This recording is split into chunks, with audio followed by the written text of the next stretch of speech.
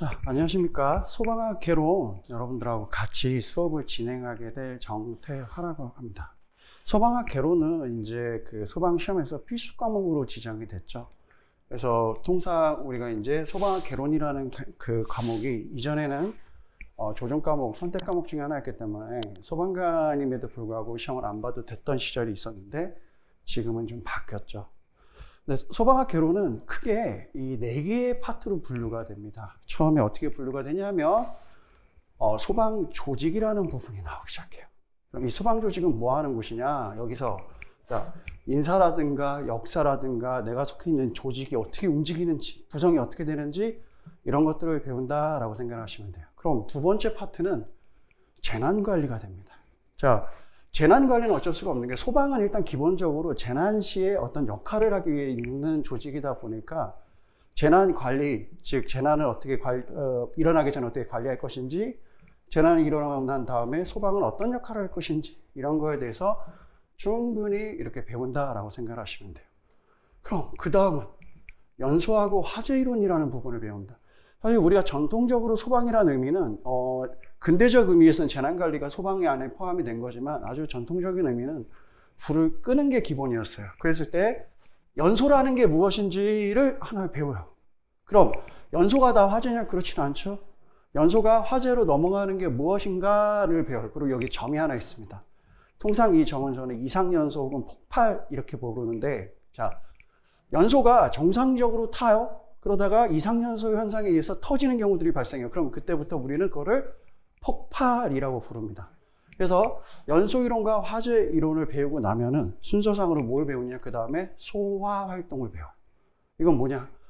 불이 어떻게 연소가 일어나고 언제부터 화재가 되고, 자, 연소라는 건 기본적으로 작용이에요. 여러분들이 이거 공부하실 때 크게 착각하시는 부분 중에 하나가, 자, 물은 물체예요. 액체라는 물체입니다. 삼체 중에 하나예요. 근데 불은 형태가 없는 거죠. 그래서 불은 작용이라고 하지 물체라는 표현을 하지 않아요. 그럼 그 작용들이, 화재라는 건 뭐냐면 연소작용이 일어나고 난 이후에 사람의 의사에 반해서 꺼야 되는 불로 바뀌었을 때 그때부터 우리는 화재라고 불러요. 그럼 이 화재까지 일어났을 때 어떻게 불을 끌 것인지, 예컨대 여러분들 많이 들어보셨을 거예요.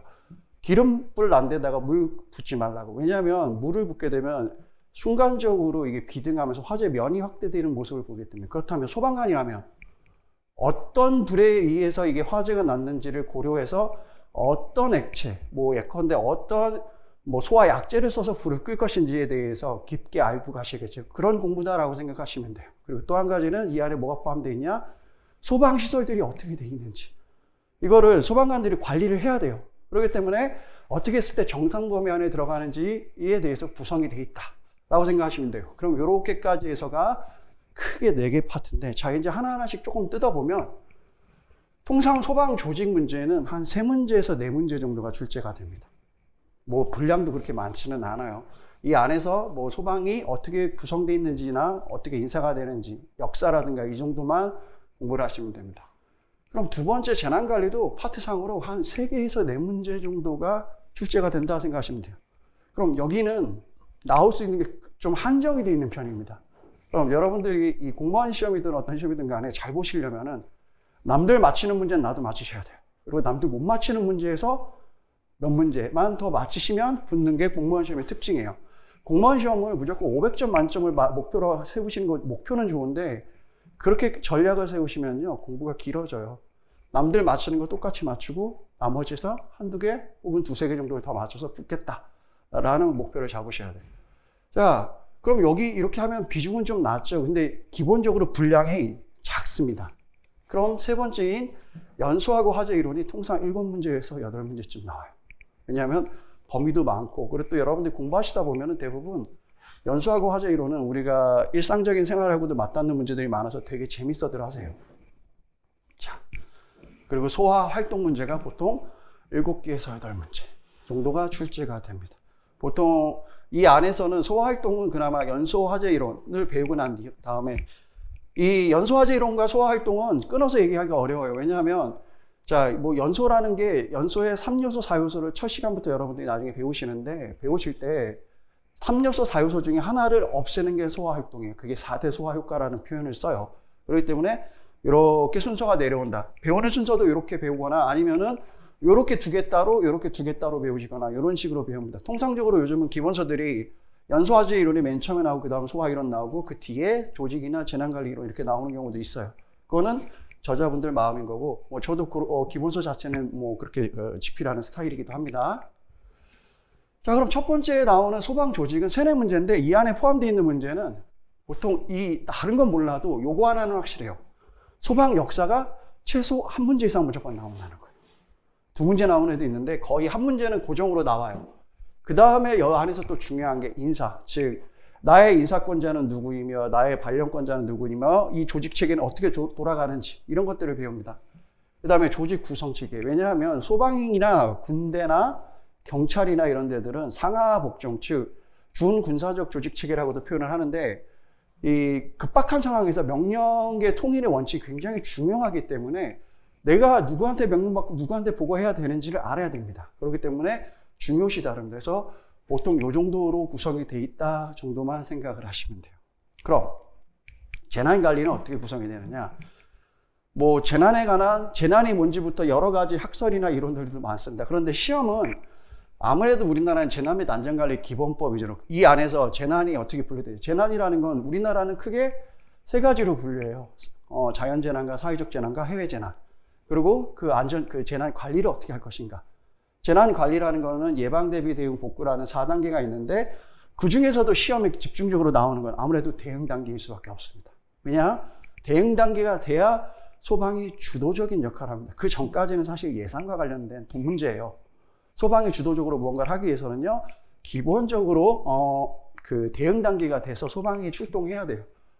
그리고 재난이 일어났을 때 소방은 어느 조직에 속하고 어떤 체계로. 자, 지금 코로나 같은 시국에서 보신다고 치면은 여러분들 뉴스에서 나오시는 거 많이 보실 거예요. 중앙재난수습본부, 중앙재난대책본부. 그럼 소방은 어디 소속이냐? 일단은 대책본부 소속이 되겠죠. 수습본부는 각 부서마다 사건마다, 예컨대 지금 감염병이다 이러면은 질병관리청이 중앙기관이 돼요. 거기를 수습본부라고 얘기하고, 수습본부 외에 또 재난안전대책본부라는 게 생기는 거죠. 보통은 그렇게 구성이 된다 해서 그런 구성체계가 어떻게 되고 소방은 어디 소속에서 어떤 역할을 하는지 이런 것까지 공부하는 게 재난관리다라고 생각하시면 돼요. 그럼 그 다음에 연소화재 이론은 분량도 많고 시험 문제도 많이 출제되죠. 자, 대표적인 게 연소라는 게 뭐냐? 연소의 3요소를 여러분들이 배우시기 시작합니다. 처음 스타트할 때 가연물, 산소, 공기 혹은 산소 혹은 저혈성 가스라고도 표현해요. 그 다음에 점화원, 이게 있으면 일단 불이 붙어요. 그게 연속적인 반응을 한다? 그럼 연쇄 반응까지 넘어가요. 그렇게 돼서 불이 났어요. 근데 불이 계속 그냥 잘 타면 모르겠는데 산소가 모자라든지 공간이 협소하든지 어떤 다른 문제 때문에 이상 연소의 하나의 반응으로 폭발이 일어날 수 있어요. 그럼 폭발은 어느 현상 때 일어나는지 이걸 배웁니다. 그 다음에 이제 이게 화재로 어떻게 화재가 번지는지. 화재라는 건 단순합니다. 이 연소가 사람의 의사에 반해서 꺼야 되는 불이 됐을 때 화재가 돼요. 이렇게 해서 옮겨가는 과정 전체의 특성들을 배워요. 그리고 이제 우리 3체라 그러죠. 고체, 액체, 기체. 여기마다 불 연소의 특성이 어떤 게 있는지, 불의 특성이 있는지, 아니 물질마다 어떤 특성들이 있는지를 쭉 다 공부하십니다. 그럼 마지막에 이제 소화 활동을 배워요. 이건 뭐냐?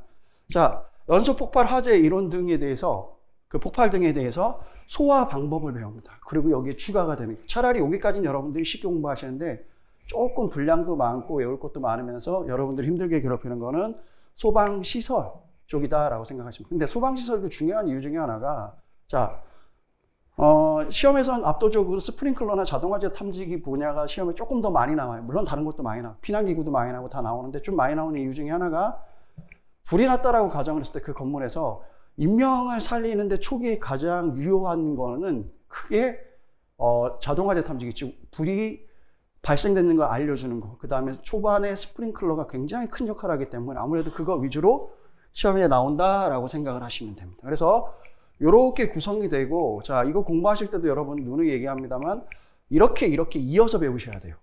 이렇게 왜 조직이 어떻게 되고 그 조직체를 가지고 재난 관리를 어떻게 할 것인지를 배워야 되기 때문에 이렇게 순서는 상관없습니다.